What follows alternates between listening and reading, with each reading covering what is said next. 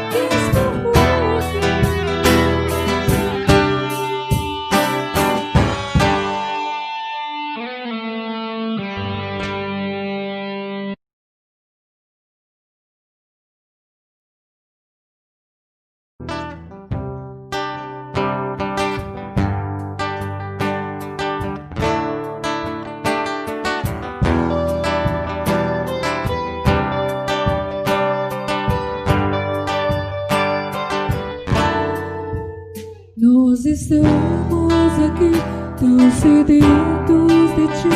Vem, ó Deus, enche este lugar. Meu desejo é sentir teu poder.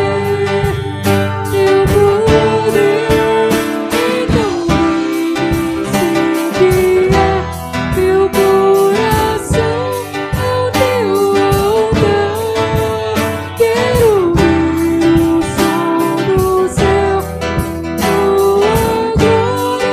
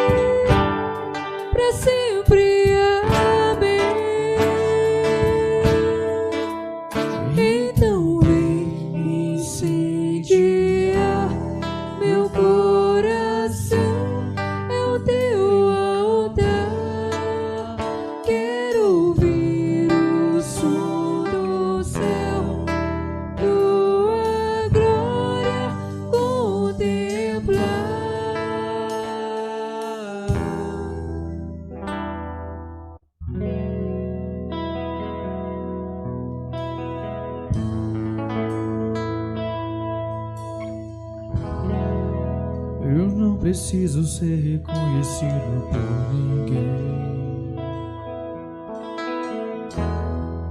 A minha glória é fazer com que conheçam a Ti e que diminua eu, pra que Tu cresça, Senhor, mais e mais.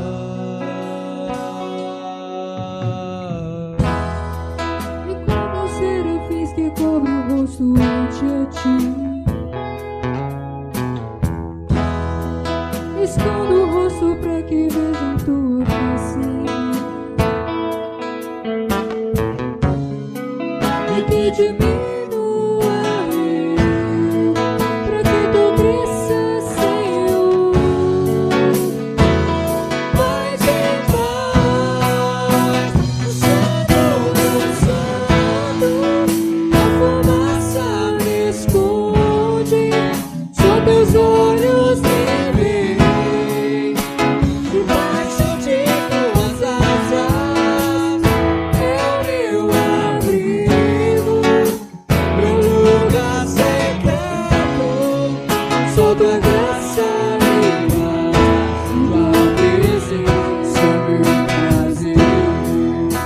O Santo do Santo, a fumaça me esconde, só Teus olhos me veem, debaixo de Tuas asas é o meu abrigo, meu lugar secreto, só Tua graça me basta, sem Tua presença é o meu prazer.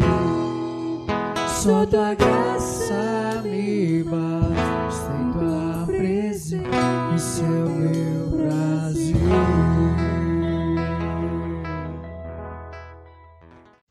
Boa noite, irmãos. É muito bom estar na casa do Senhor.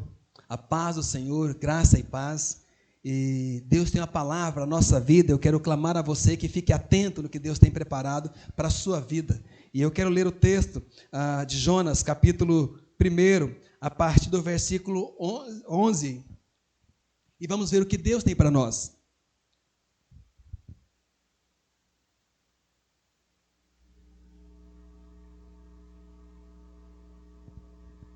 O texto diz assim: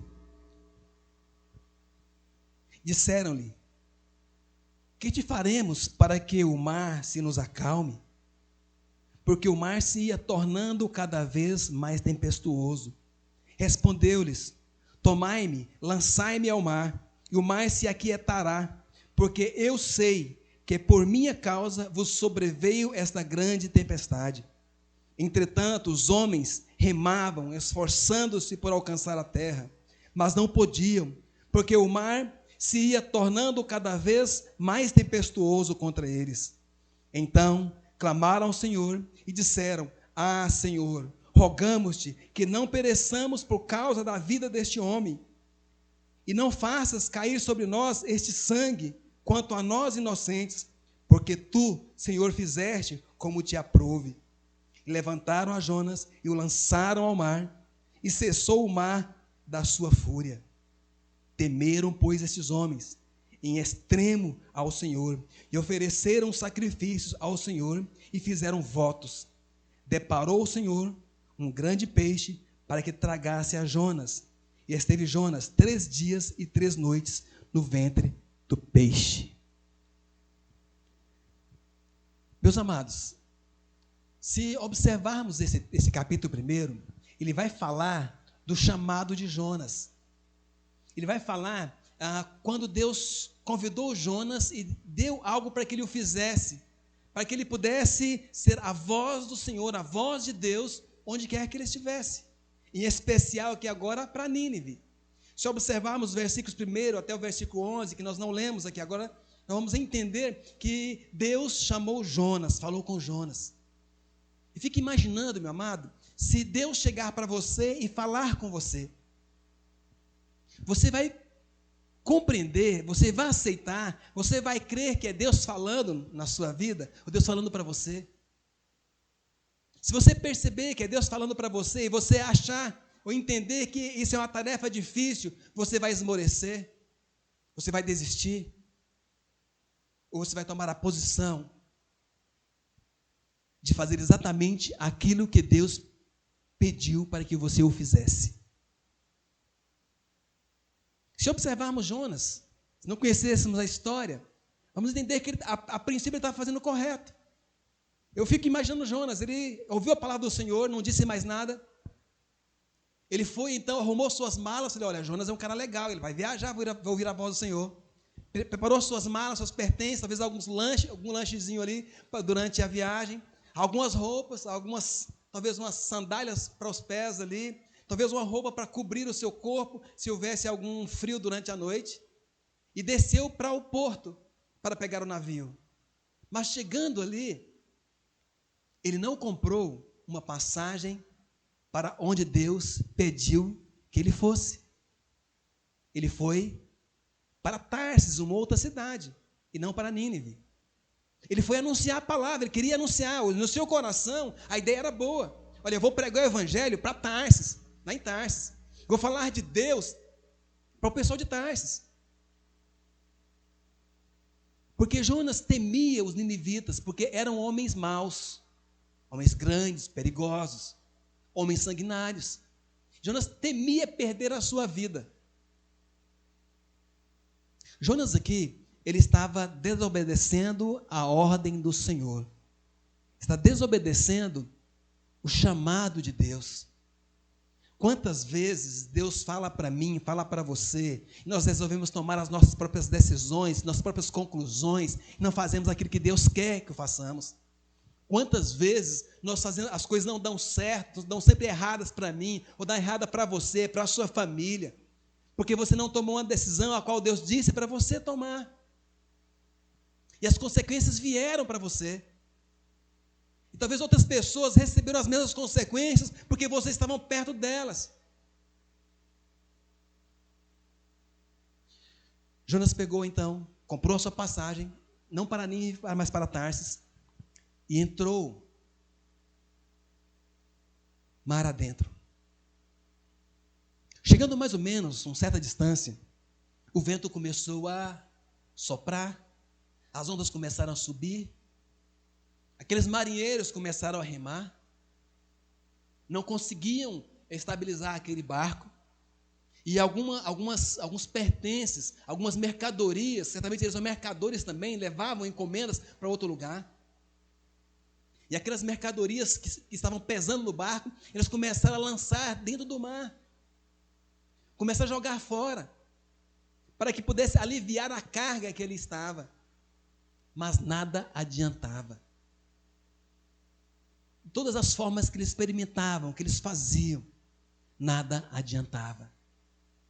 Meus amados, você pode tentar esforçar, você pode tentar fazer tudo na sua vida, você pode tentar correr para um lado e para o outro, mas se dentro do seu coração houver a maldade, houver o pecado, houver a desobediência a Deus, o barco vai sempre, a tendência dele é afundar.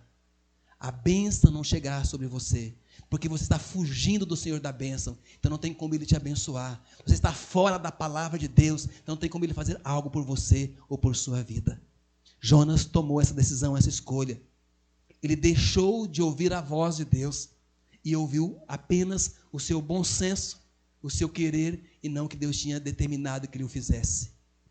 E os versículos 8 em diante, vamos observar então que esse mar, ele enfurecido, ele vinha, e eles tentavam descobrir o que estava acontecendo, não entendiam. Se eles eram homens do mar, talvez aquela tempestade estava fora do comum do que eles poderiam conhecer. Eles sabiam como sair delas, mas não estavam conseguindo, era algo diferente que estava acontecendo. E de repente eles começam a lançar sortes para descobrir, olha, existe alguma coisa errada aqui. Isso não pode, tem alguma coisa que está errada aqui.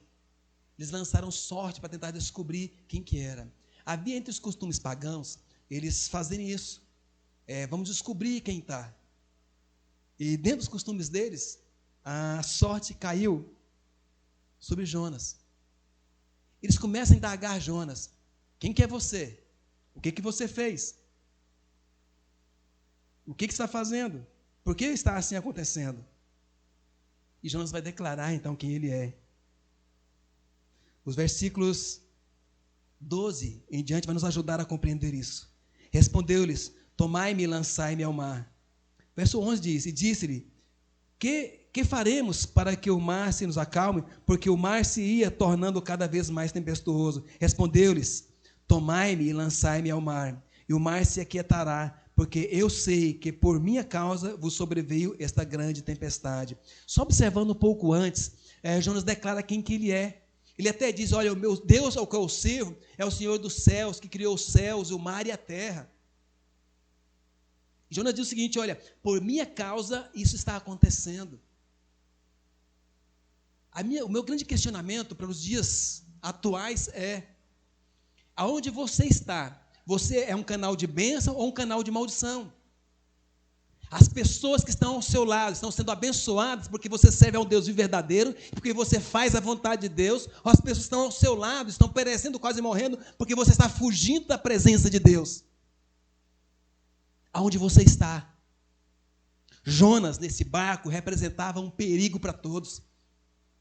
Jonas deveria representar bênção, salvação, devia representar Deus onde ele estava, mas não. Jonas representava um navio afundando, representava tempestades, representava pecado, representava morte. E ele diz: tudo isso é por minha causa.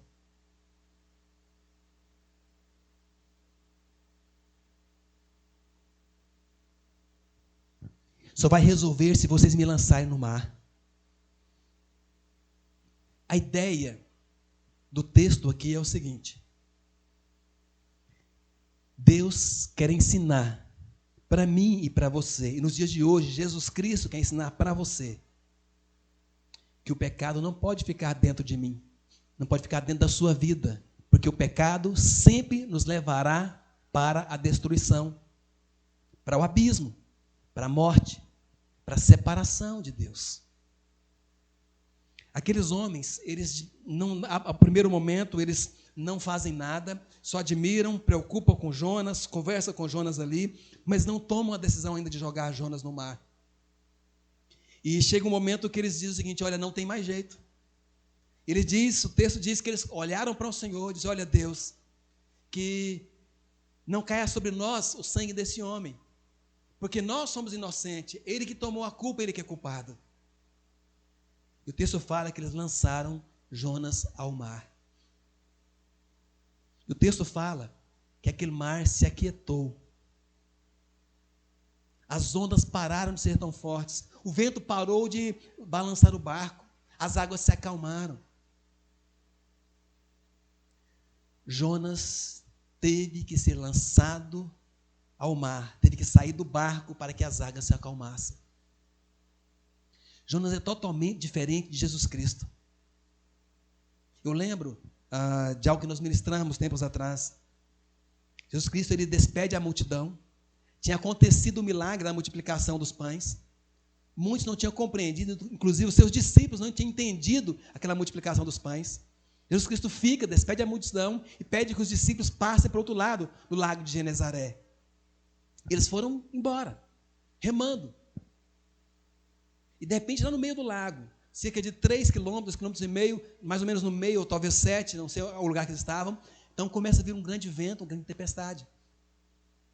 Eles remam e não conseguem. E depois de muito tempo, vem Jesus Cristo, caminhando sobre as águas. E quando Jesus Cristo ele entra no barco, a tempestade acalma. A tempestade cessa, as ondas se aquietam. Totalmente diferente de Jonas. Jonas, as ondas vinham fortes, o barco ia afundando. Jesus Cristo, o mar se aquietou, se acalmou. Jonas estava fora da vontade de Deus. Jesus Cristo era o próprio Filho de Deus. Meu desafio, então, para você, meu amado, é que você atenda à voz de Deus. é que você venha compreender o chamado de Deus na sua vida. É que você venha deixar Deus fazer o que é necessário ser feito na sua vida. Que se Deus disser para você ir, você vá. Eu e você não podemos sermos aquele o qual vai fazer que o barco venha afundar. Mas eu e você precisamos sermos aqueles que andam segundo a vontade de Deus. Que pessoas vão ser salvas. Que serão curadas. Que Ele vai ministrar na sua vida. Pessoas vão observar em você e vão ver a presença de Deus na sua vida. Precisamos tomar decisões certas e sinceras. E rumo e segundo a vontade de Deus. Que Deus te abençoe. Que quando Deus falar na sua vida, você ouça a voz dEle.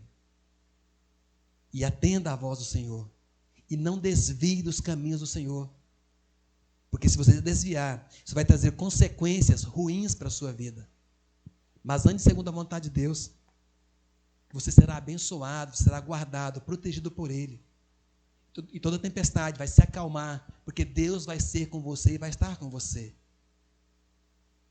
Ande com Ele que não vai te desamparar, não vai esquecer de você, e você vai ser uma bênção. Oremos em nome de Jesus. Pai, clamamos, não nos deixe tomar decisões erradas, não nos deixe nos posicionar fora da vontade de Deus, mas que possamos andar sempre segundo a Tua vontade, atender o Seu chamado, andar na vontade do Senhor e deixar que as Tuas misericórdias venham ser ministradas em cada um de nós. Nós possamos sermos agentes da bênção, não agentes do mal. Nós possamos sermos aqueles que vai dar vida. Pessoas serão salvas e não pessoas que vão ser destruídas. Se conosco como igreja cristã evangélica da cidade de Jardim, que sejamos bênção onde quer que estejamos, que possamos apoiar em Deus, e deixar que o Deus maravilhoso faça todos os milagres em toda a nossa vida. Oramos em nome de Cristo Jesus. Amém. Que Deus te abençoe, fique com Deus, divulgue esses vídeos, tá? Mais pessoas precisam ouvir a palavra do Senhor. Seja você aquele que está semeando a palavra de Deus, quando você estiver divulgando a cada trabalho, a cada vídeo que vocês têm ouvido. Deus te abençoe e fique com Ele em nome de Jesus.